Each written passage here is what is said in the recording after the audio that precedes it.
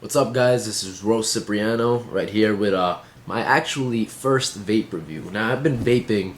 I just want to give a little introduction. I've been vaping since I believe it was 2012, actually. About almost 3 years now. This year will be 3 years, and yeah, 2011 then. And I started young. I'll admit I started young smoking cigarettes because I went to Italy one summer to visit family, and I saw all my cousins were smoking, all my friends were smoking, and of course, to fit in the norm, I was at that stage. There's actually a summer of my 7th grade of middle school. Uh, it was the stage where I wanted to fit in. I want to be popular, so I thought maybe doing the stuff that you're not supposed to be doing.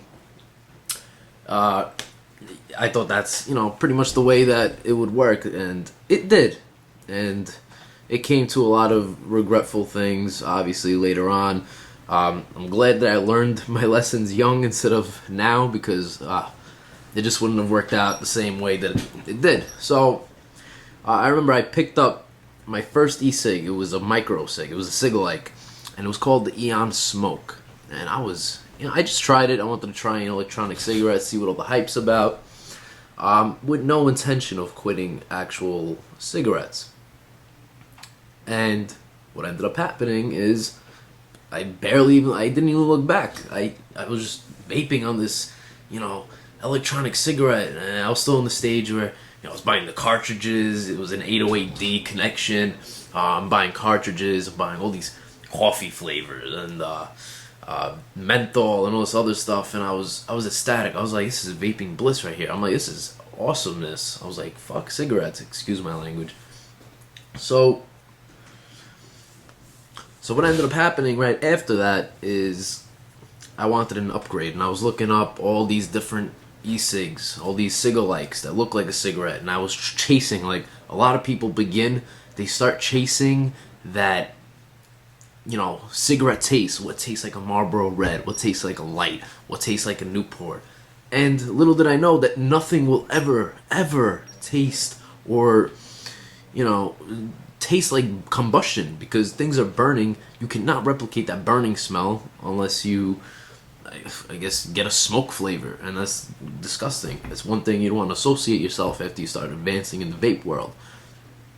So, whatever.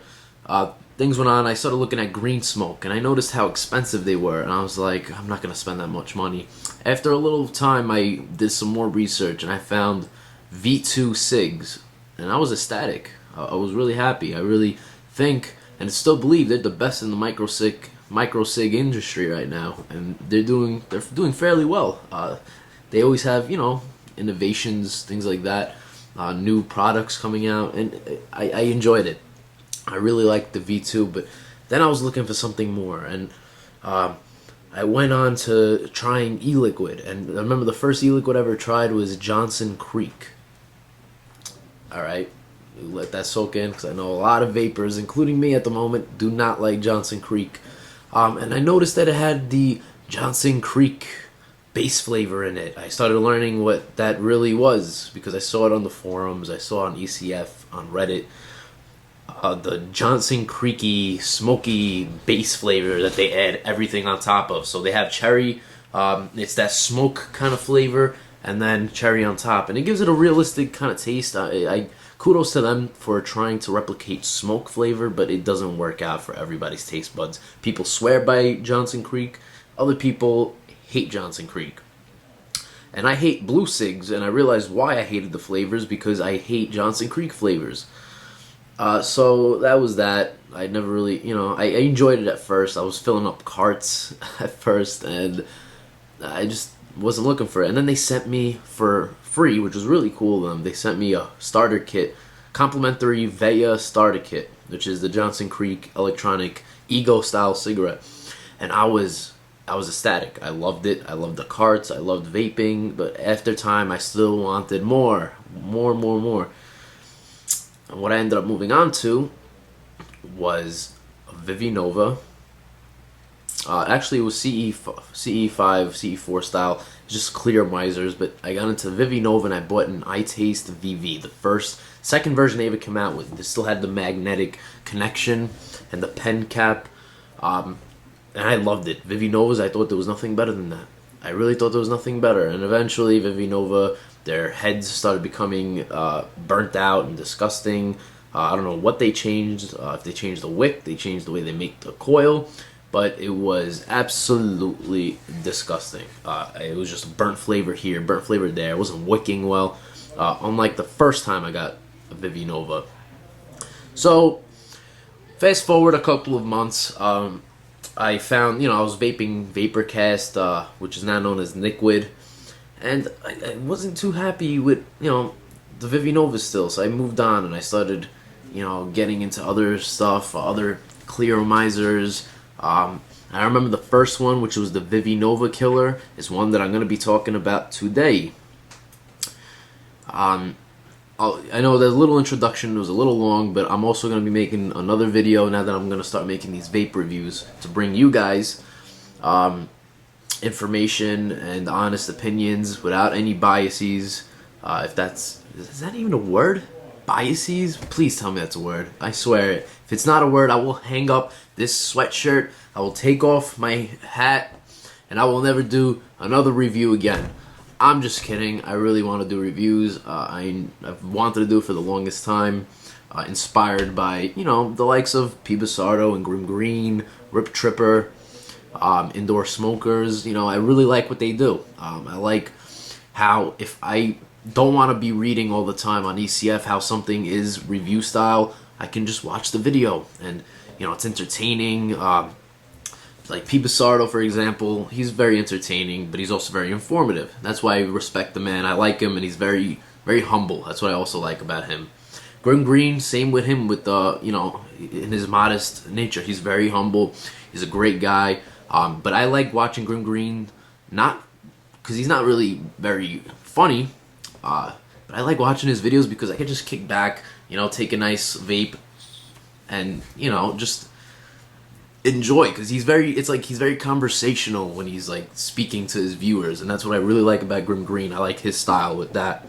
Rip Tripper, I don't watch him as much, but he's also a cool guy. I just like his accent a lot and his hats. Not hats like this. He's got these cool little hats, and I like when he starts growing out his beard and he starts looking. I don't even know like who, but he just gets this bushy beard. It'll go like he'll be all shaved and then it'll be prickly. Then a few weeks later he'll have a nice beard, and then next he'll look like Jesus.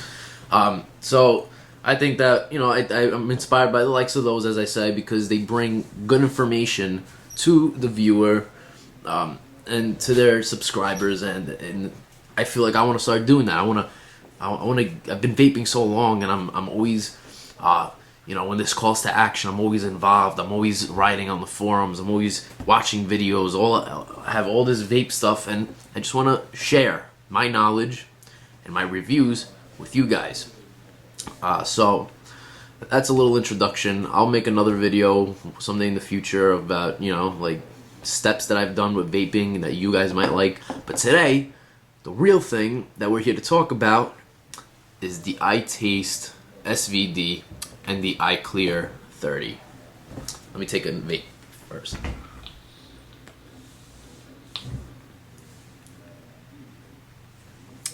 Unbelievable. That is nice. That is really nice. Okay, so I do not have the box for any of my iTaste reviews because I've had them for a little bit now. So I can't show you the packaging or anything, but what I can show you is, especially some of these I've used for storage now, but we will talk about the iTaste. We'll get in closely. Oh God, what is it with all these speechos or not typos? I guess speechos, speech impediment. I don't know. Okay, back to wow. I really get off topic a lot of times. I find myself talking about. I'm getting off topic again about getting off topic. Forget that. Okay, so SVD, iClear 30. This is the original iClear 30. It is not the new one they came out with. This is the new one actually. It's the iClear 30S. This is an old, pretty generally old top coil, top double coil tank. And this was like kind of like the competitor to the Vivinova, because the Vivinova just went, it was, you know, it went from the first version that they had, the version 1, it was like, you know, they started here and it just went down. Then they came out with the 2.5. I don't know what happened to the 2, but they went 2.5 and it went right up here. You can't see it on the screen. That's how high they were. I loved it. And then I don't know what happened. I don't know if it's a version 3 or the 2013 versions and stuff, and it went. Yeah, the sound effects were necessary, by the way. But yeah, so it was like the competitor to Vivinova, and I remember when I first bought my first SVD. This is the second one because the first one went through so much wear and tear that it's just sitting on my shelf with a white flag. And I cleared 30. I was so surprised by it. I was amazed. I have 16 wicks. Basically, I have 4 wicks that come out from each side. So you have one going across, which is on top. That's the first coil. Then the second coil is on the bottom, and it goes across as well. And that also has 4 wicks on each side. So in total, 16 wicks. That's pure wicking power right there. Pure wicking power. But I usually find myself cutting the wicks because it wicks a little better. One sec. Yeah. Sorry about that. Actually, just now, my dad's unitank broke. All right, so this was the Vivinova killer. I remember I tried this and I was in heaven. It was amazing, and to this day, it still is amazing.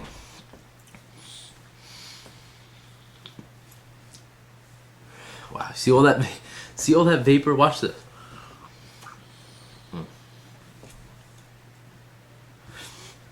Fantastic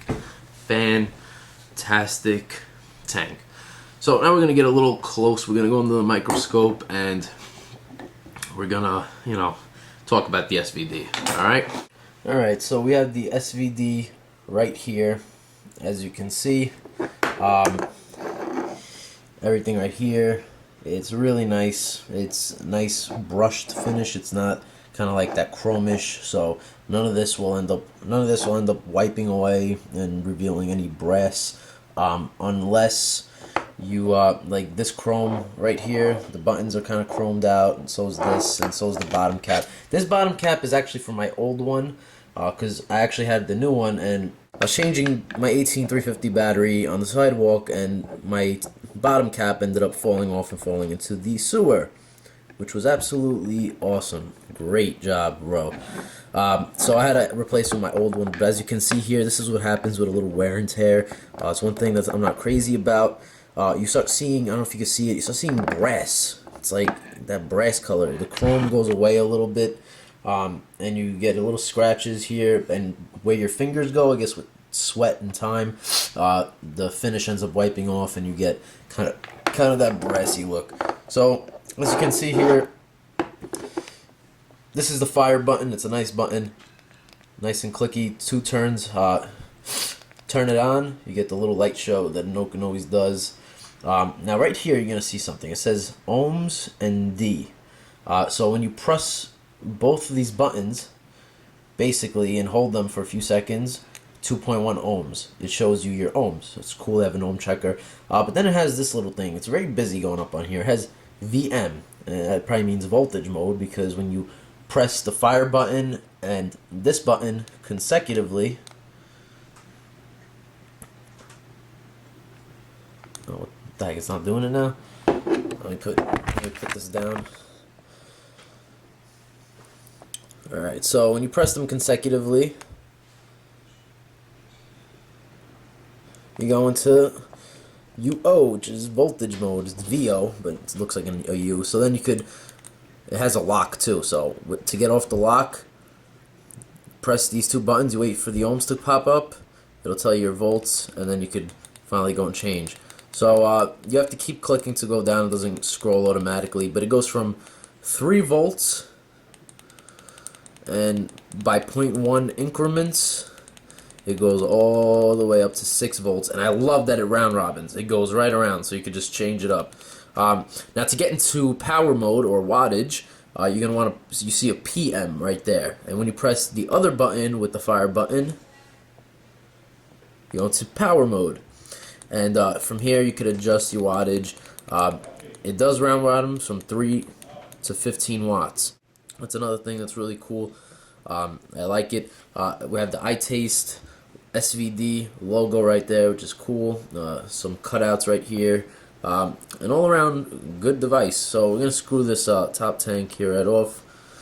And you're going to see this ring right here that has these little holes, these little kind of blips in them. I don't know what they're called, just little cutouts, little holes. And on 2 of them, you actually have an air hole, which is really cool. Is really well thought out design. And what you could also do is take this top cap off for, you know, easy cleaning. We have ego threads right here. We have a 510 connection. This actually pushes down, which is good. It's not fixed right there. All around really good device. One thing I do have a problem with, I don't like these little screws right here. I wish they would have maybe made this a little more flush. This sticks out and just kind of makes it look more busy than it already is. And it's whatever. Just a little nitpick. Now, if you want to change battery, basically it telescopes. So I have a 350 in right here. Take that out, and it telescopes. And 3 days later, you'll get to the end of the threading there. But whatever. One thing I also don't like, I don't know if you can see it here, after a while you start getting like the thread marks here. And they just kind of stick there, and it's kind of annoying unless, you know, you don't really notice it. It gets a little annoying.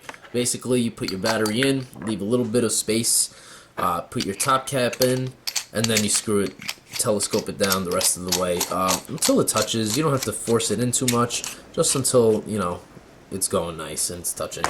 So that's the microscope for the iTaste SVD. Let's go back into normal mode. Fantastic vape, folks. It's amazing. It really is.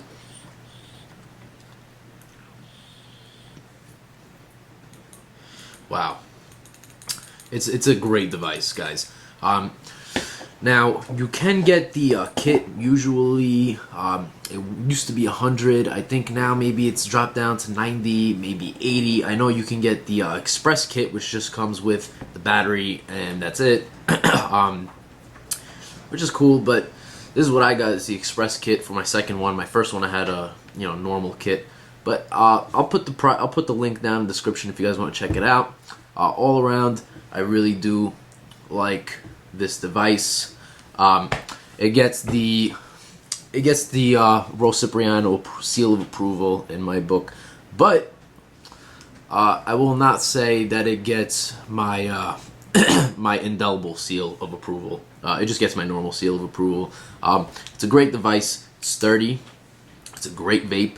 I'm not going to talk about the iClear 30 today. I will make a different video for that. Just because I'm running out of time on here. I have to actually clear out my camera and upload all the rest of the things that are on there. But really, really, really great device. I recommend it. I do recommend it. iTaste and Innokin, they just come out with awesome stuff. So I will put the link in the description if you guys want to check it out. All around, great vape.